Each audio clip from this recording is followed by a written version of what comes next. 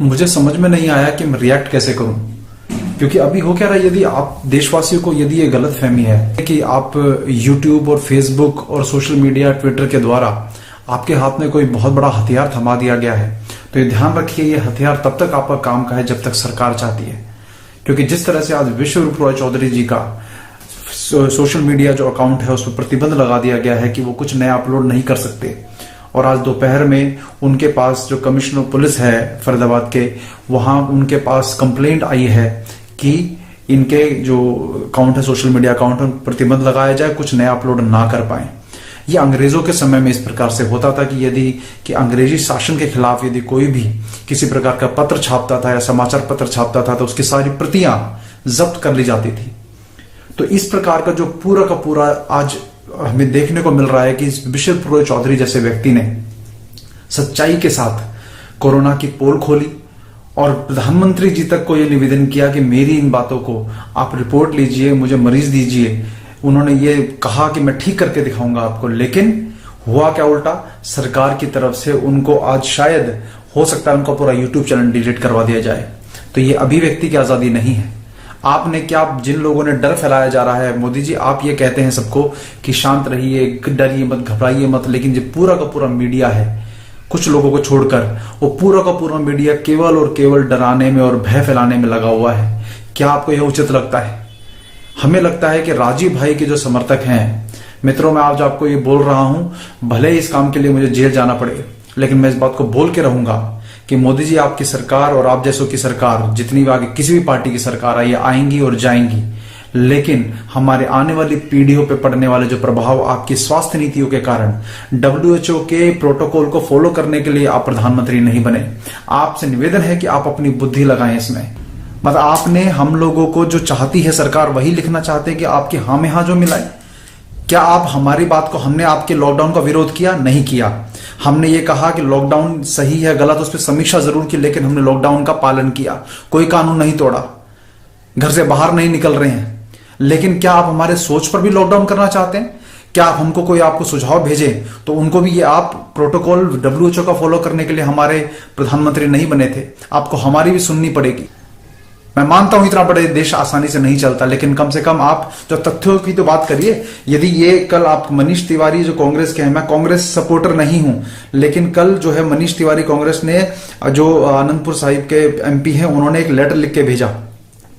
ये लेटर लिख के भेजा जिस लेटर के अंदर उन्होंने ये कहा है कि जो प्रिंस चार्ल्स है ब्रिटेन के, तो उनका इलाज होम्योपैथी की दवाई से किया गया है, जो बेंगलोर के एक डॉक्टर आइजैक मैथाई ने किया है।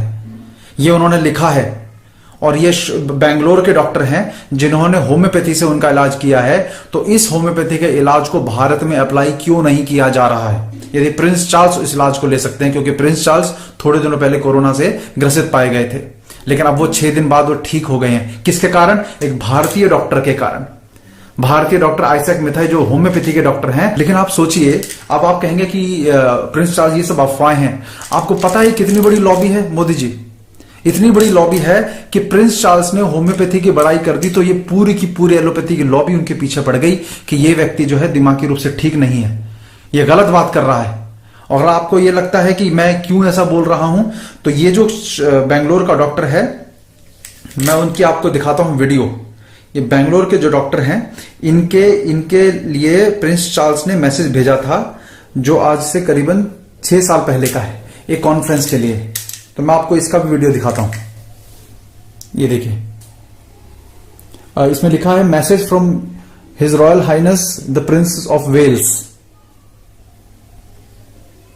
ये किसके लिए मैसेज है?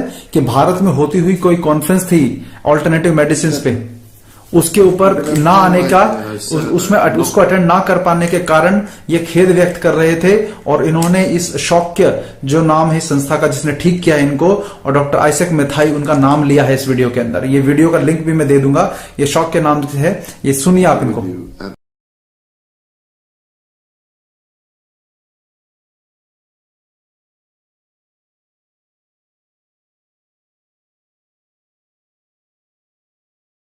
Ladies and gentlemen, you can have no idea how sad I am not to be with you at the beginning of this first international conference of the College of Medicine. And I can only apologize for appearing in this virtual form. It is all the more frustrating, I can assure you, since I am actually here in India. And I must tell you that for a very long time I have greatly admired many of the ancient traditions of healing in the East, which have been developed over literally thousands of years of observation and application. I am especially grateful to Dr. Isaac Matai and the Sukya Foundation, who have organized and hosted this conference. In fact, ये भारत की और पूर्वी देशों की जो प्राचीन चिकित्सा पद्धतियों की तारीफ कर रहे हैं कि उन्होंने हमेशा अप्रिशिएट किया है। तो ये मैं जो वीडियो दिखाया आपको, ये आप वीडियो को यदि देखेंगे, इसमें इस हिंदुस्तानी जो बेंगलोर के डॉक्टर, इनका नाम इन्होंने लिया है। और इसमें आप ये सोचिए कि होम्योपैथी की बड़ाई करने के लिए प्रिंस ऑफ जो वेल्स है, प्रिंस चार्ल्स को, इस तक को लोगों ने, पूरी लॉबी ने इन तक को भी गलत साबित करने में लगे हुए हैं। Why is Prince Charles being branded an enemy of healthcare progress? Well, he's become a patron of the Faculty of Homeopathy, a professional body for homeopaths, and some doctors and scientists are not best pleased that the future king is endorsing this alternative therapy. Homeopathy is archaic, expensive, and ineffectual. Like millions of people around the world, the royal family have used homeopathy, and they have done for centuries. Prince Charles, if one goes by his age, Britain's king-in-waiting falls in the high-risk category. He's 71 years old, but he's out of self-isolation, apparently in good health. What exactly is working for Prince Charles when the rest of the kingdom continues to suffer? Some say it's homeopathy, believe it or not, and they're appealing for research in traditional cures. I have to say that this is a very irresponsible statement to make. Prince Charles has been a long-time patron of Britain's homeopathic society. मुझे चिंतन करने के बाद यह समझ में आया कि क्यों अमेरिका और ब्रिटेन में होम्योपैथी से इलाज करने के बावजूद, जबकि उनका शाही परिवार सैकड़ों वर्षों से होम्योपैथी का प्रयोग कर रहा है, परंतु फिर भी वह होम्योपैथी की बड़ाई सार्वजनिक स्तर पर नहीं करते। अब इसका चिंतन मैं करने लगा तो इसका उत्तर मिला मुझे विश्व युद्ध के समय में।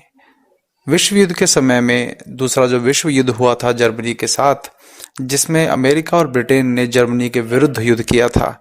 और जैसा कि आपको पता है कि यह जो विद्या है होम्योपैथी की, यह विधा जो है वो जर्मनी में डेवलप हुई और इसका वास्तविक जो इसका मूल है वो आयुर्वेद से निकला है, परंतु वो बाद का विषय है। परंतु इस कारण से, क्योंकि सेकेंड वर्ल्ड वॉर में, दूसरे विश्व युद्ध में ब्रिटेन और अमेरिका जर्मनी के विरुद्ध लड़े थे, इसलिए जर्मनी के द्वारा बनाई गई कोई भी चिकित्सा पद्धति का सार्वजनिक रूप से यह प्रशंसा नहीं कर सकते। यही कारण है कि अमेरिका के जो जितने भी मीडिया हाउस जो यहाँ भारत में भी बहुत बड़े स्तर पे संचालित करते हैं, वो सब के सब होम्योपैथी की बड़ाई नहीं करते या नहीं कर सकते। आपने प्रधानमंत्री बनने से पहले आधार कार्ड का विरोध किया, लेकिन प्रधानमंत्री बनने के बाद उसी आधार का आपने सपोर्ट किया और हर जगह लागू करवाया। क्यों? आप बताइए हमको इस बात का।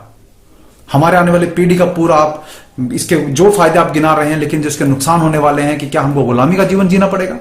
क्या हमको आपकी मर्जी के अनुसार जो पूरी दुनिया में टीकाकरण का विरोध है उस टीकाकरण को करना पड़ेगा? आप हर चीज को कंपलसरी कर देंगे जो हमारे विरोध में हो? क्या डब्ल्यूएचओ का प्रोडक्ट, डब्ल्यूएचओ का बहुत दूध की धुली संस्था है क्या? मोदी जी बताइए आप।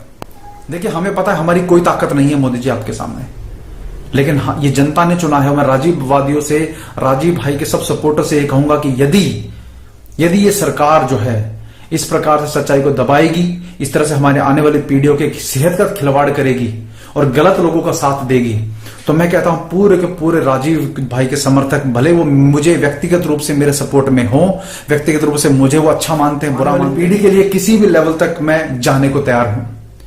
उसके लिए जो सच्चाई बोल रही है, यदि जेल में जाना पड़े मैं जेल में जाने को भी तैयार हूं। ये लॉबी मुझे मार भी डालना चाहे तो मरने को भी तैयार हूं, लेकिन अपनी आने वाली पीढ़ी के उससे समझौता नहीं करूंगा।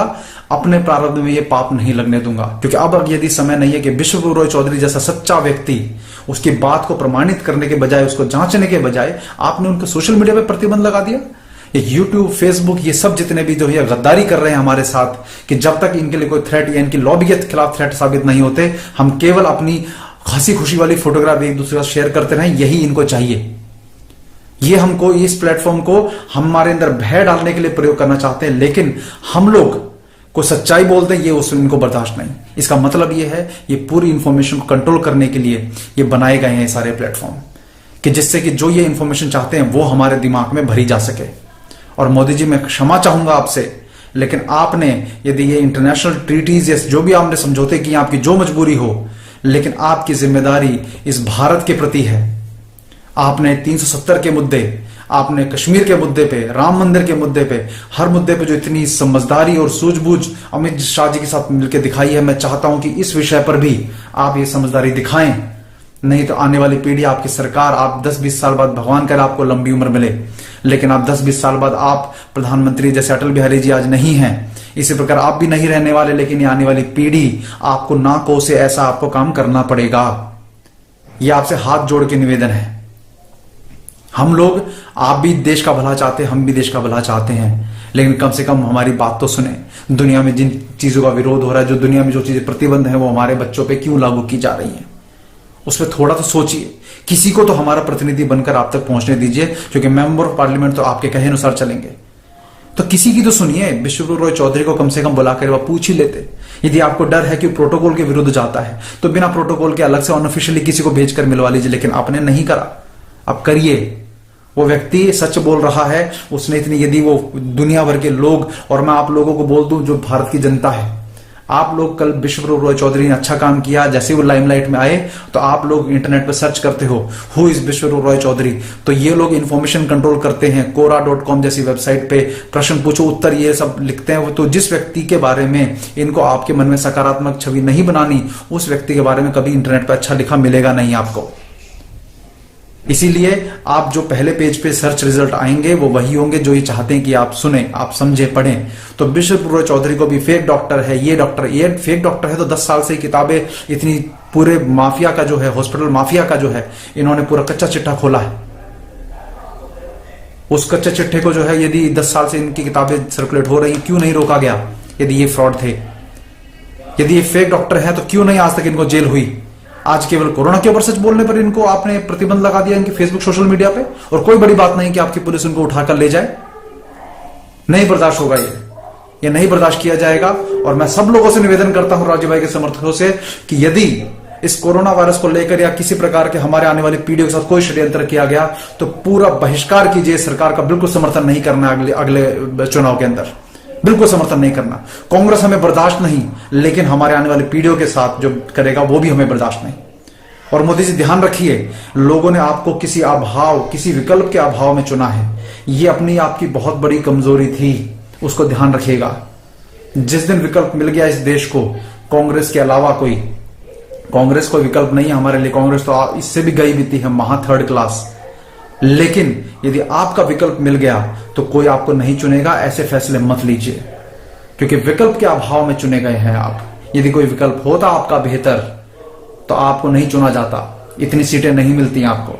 तो उसका सम्मान कीजिए। हमने जो आपको मत दिया है अपना, हम देशवासियों ने, भारतवासियों ने, हम स्वदेशी के समर्थकों ने, गौ माता के भक्तों ने, उसको डुबोइए मत। ये करबद्ध निवेदन है आपसे, क्योंकि वही हम कर सकते हैं और हमारी कोई ताकत नहीं है। वंदे मातरम। जय हिंद।